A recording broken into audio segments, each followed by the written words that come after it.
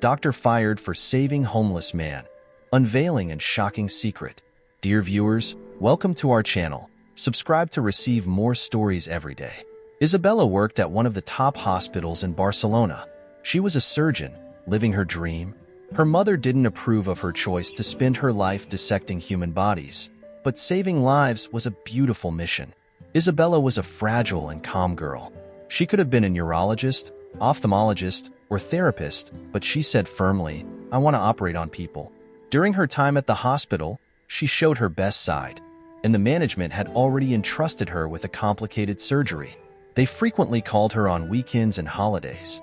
"Dear, if you keep dedicating all your time to work, you'll never get married," her mother would say. "Mother, marriage isn't the main goal in life," Isabella responded. "Are you crazy? You're a woman, and you know women age faster." "Time is ticking," her mother said. "Then let the clock take me," Isabella replied indifferently. The last time she was in a relationship was in college. She was in love with a classmate, but he cheated on her with her best friend. Since then, Isabella had distanced herself from friends to avoid such pain again. She was beautiful, with blonde curls, porcelain white skin, and brown eyes, like a doll. But this doll had a character of steel. Her profession was taking its toll. That night, Isabella had just left the hospital after a long day. 2 surgeries in the morning, and then she operated on a man after a car accident for several hours. His life was no longer in danger, but she was exhausted. She walked along the hospital park sidewalk, wishing to go to her apartment and take off her boots and coat, heading straight for the bathtub. There she would spend an entire hour in a snow-white tub with a blackberry bubble bath before going to bed and falling into a sweet sleep. Suddenly, she heard a heavy groan. Isabella stopped and looked around, puzzled. It was getting dark and freezing that night. She shivered and looked towards the nearby bushes, from where the groans seemed to come. "Who's there?" she asked loudly and boldly, walking towards the large bush and turning on her phone's flashlight. The next second, she saw a man lying in the bush, writhing in pain, gasping, and trying to scream something, but only a groan came out. Isabella approached and saw a homeless man dressed in rags. He was elderly, with very long and dirty hair and a graying beard. The smell confirmed it was a man who had hit rock bottom. Maybe he drank, she thought, but immediately realized she was trying to find a reason not to get closer. She felt ashamed. After all, she was a doctor, and it was clear he needed medical help. "Sir, are you okay? Do you need any help?" she asked, sitting next to the homeless man. He looked at her with eyes full of pain and despair and groaned again, holding his stomach. "I'm a doctor. Let me examine you," Isabella said softly, touching the poor man with her hand. The calm voice and kindness, long forgotten, made him freeze. Isabella placed her hand on his abdomen and pressed a few times. "Immediately," she said. She dialed the hospital's emergency number and called for paramedics to come to the park. The receptionist was surprised, but Isabella insisted, "Send an ambulance now. The man needs urgent surgery." The receptionist couldn't disobey the commanding voice of the surgeon, and soon, paramedics were rushing through the park path with a stretcher. When they saw the man, they were confused. "Are you sure we can take him to our hospital?" one of them questioned. "Do you suggest we leave him here?" she said indignantly. "But he's a beggar, and we work in an expensive hospital," the paramedic replied. "Before anything else, he's a human being. Take him carefully and put him on a stretcher," Isabella instructed firmly. The paramedic shrugged and followed her orders. In the emergency room, everyone was shocked. Nurses were pale, even the janitors were surprised, and Dr. Martin, the on-duty doctor, said he wouldn't perform the surgery. "I won't go near that beggar," he declared. "I'll do it myself." Isabella smiled and ordered the nurses. "Okay, girls, let's get to work. The municipal hospital will take care of this beggar soon," Dr. Martin spoke up. "Where will they take him?" Isabella asked. "They take all like him there," he replied. "But it's over an hour away, and he might worsen during the trip. He could die on the way," she said with a cold look. "So, you think we should treat all beggars?" "Isabella, this is a high-class hospital where rich people, even millionaires, come. He's dirty, he stinks, he might have an infection." Dr. Martin retorted indignantly.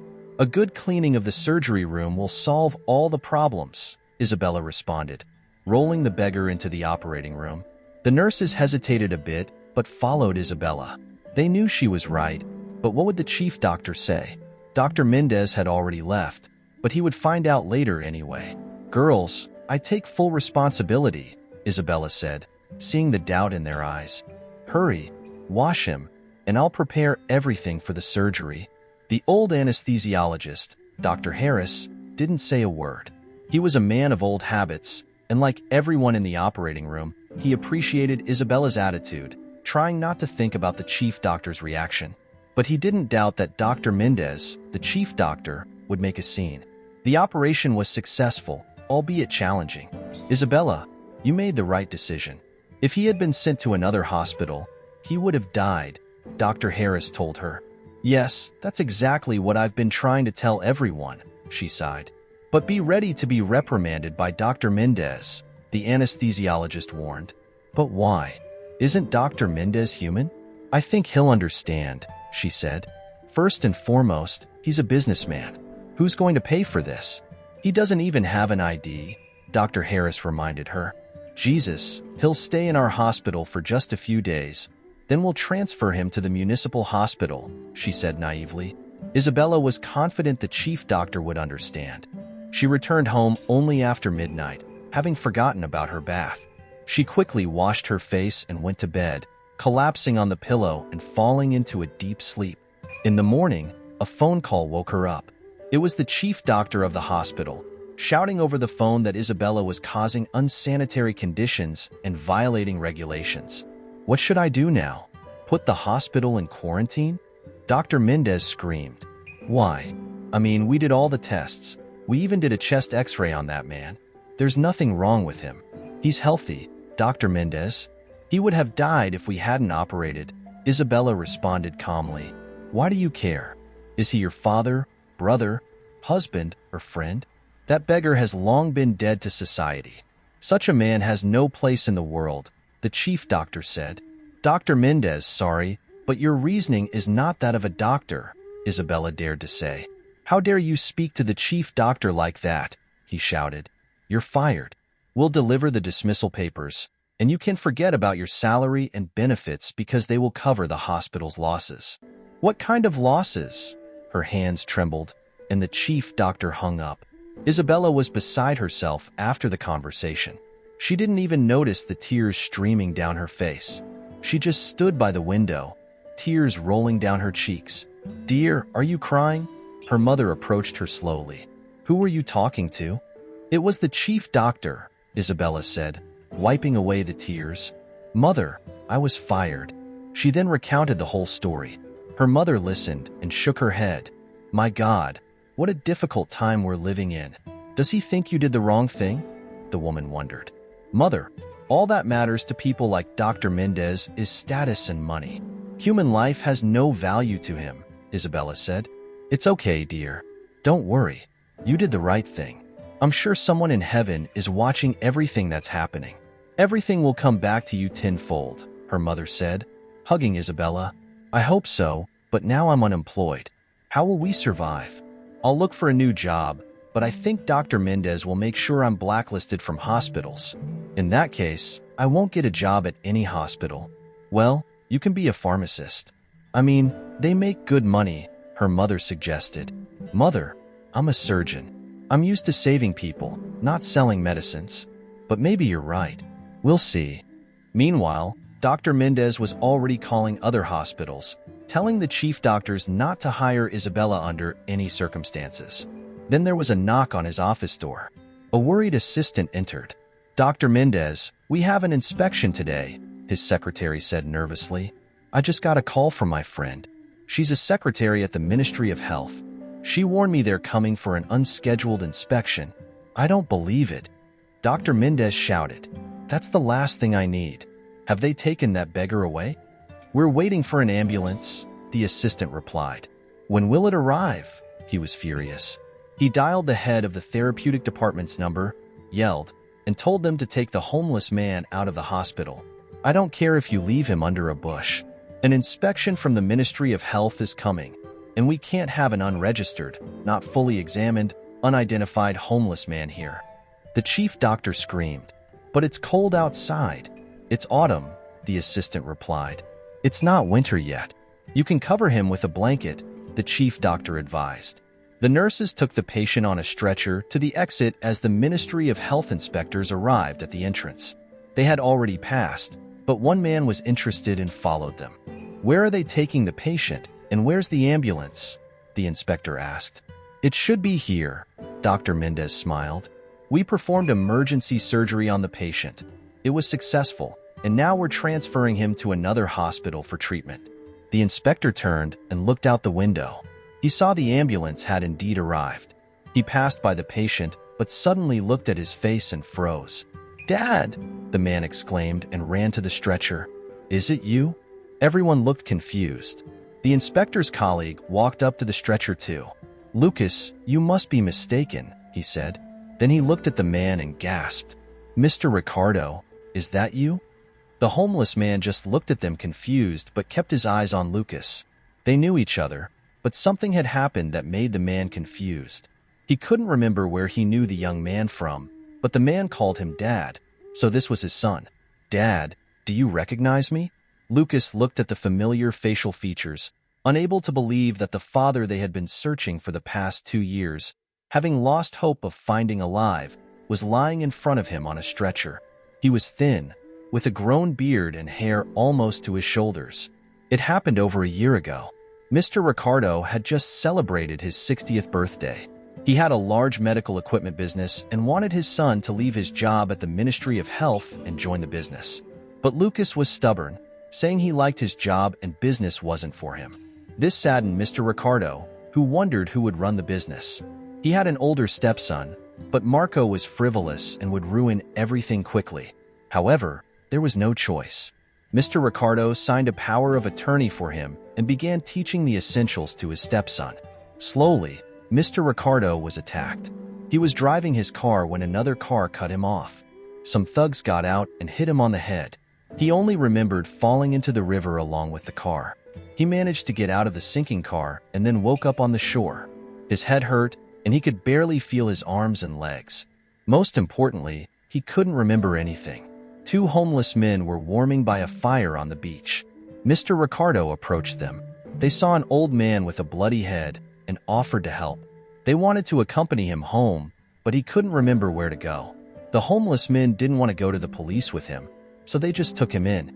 That's how Mr. Ricardo became a homeless man without memory or past. The police told Ricardo's relatives that they found the car in the river, but not the body. However, the river's current was strong, so they might search for years without finding anything.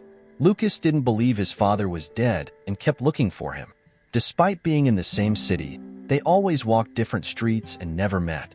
Marco, the stepson, quickly took on the role of business chief and started running it his way, driving the company to the brink of bankruptcy. Lucas was furious because his brother nearly bankrupted their father's business.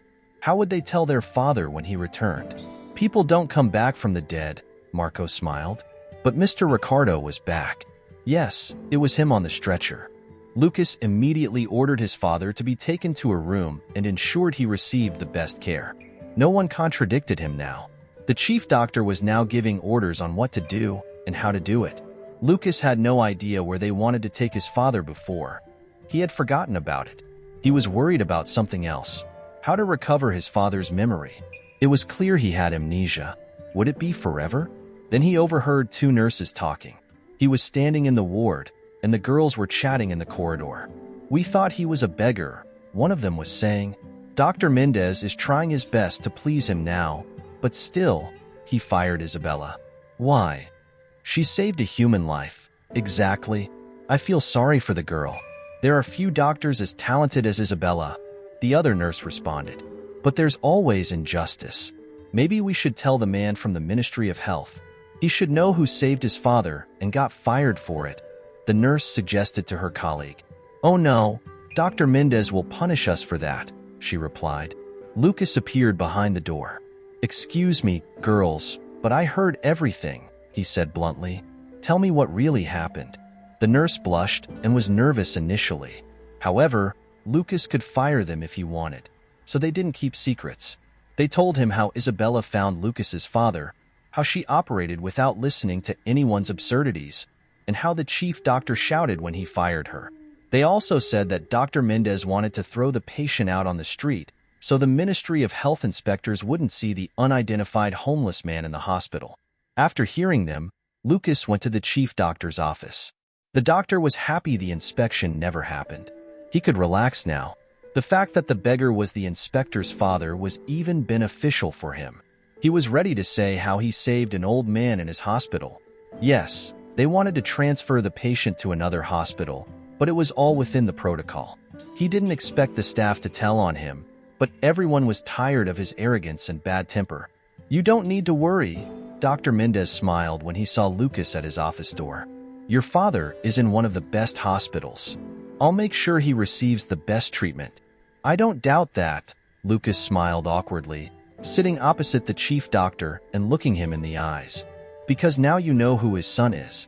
But before that, you wanted to throw him out like a stray dog." "What are you talking about?" "You're wrong," Dr. Mendez said nervously. "You also fired the girl who saved my father," Lucas continued. "She wanted to resign." The chief doctor lied. "Liar. I know the truth. Go to that girl now and convince her to come here," Lucas demanded. "Understood." The chief doctor nodded and ran out of the office, leaving Lucas alone. When Isabella saw the chief doctor at her apartment door, she was confused. Had he decided not to send the dismissal papers, but bring them himself? "Isabella, forget everything I said. I made a mistake. I'm sorry. Let's go to the hospital. The son of the old man you operated on is waiting for you there. You did a great job." It turned out he's the father of one of the Ministry of Health executives. The executive's father? What was he doing on the street? She pondered. "It's a complicated story. I think the police will handle it now," he replied. Isabella hesitated, but she loved her job. She had to overcome her pride and went to the hospital with Dr. Mendez. Seeing the young surgeon, Lucas was surprised. She was so young and not afraid to go against the chief. That was very brave. "Go back to work. No one will fire you again." Dr. Mendez realized his mistake, he said to the girl. The chief doctor nodded in embarrassment. Isabella could barely contain her laughter, as it was the first time Dr. Mendez looked so pathetic. Several months passed, and Mr. Ricardo was discharged. Isabella continued working at the hospital, and everyone forgot about the incident. Then news spread throughout the city. The police discovered that Mr. Ricardo's stepson, Marco, was responsible for the attempt on his life. He had ordered the attack on his stepfather, eager to take over the business. Now he was in prison. Mr. Ricardo regained his memory but didn't return to the business. Instead, he enjoyed a normal old age with his caring son. Later, Marco got parole only because Lucas hired a good lawyer, as his father requested. He didn't want his stepson to be ruined by prison. After the trial, Marco moved to another city and lost contact with the family. "How could he?" the chief doctor said when he learned the details. "How could a human being do such a thing?" His colleagues listened and nodded, then smiled. Dr. Mendez wasn't someone who had the right to talk about honor and morality. Then there was an inspection at the hospital. They discovered that the chief doctor had been embezzling state money. All the funds provided by the state for the hospital went into Dr. Mendez's pocket. He was tried and got probation too. Now, he doesn't talk about honor and morality anymore. He was suspended from the medical profession. Isabella still works as a surgeon, but now, after a day's work, she's not rushing to her mother's house but to a date. Yes, she's dating Lucas, and they will get married soon. The man is a bit older than Isabella, but that age difference means nothing because love knows no boundaries. Dear viewers, thank you for watching. If you like this story, please subscribe to our channel to receive more stories every day. Share with us what you think of this story.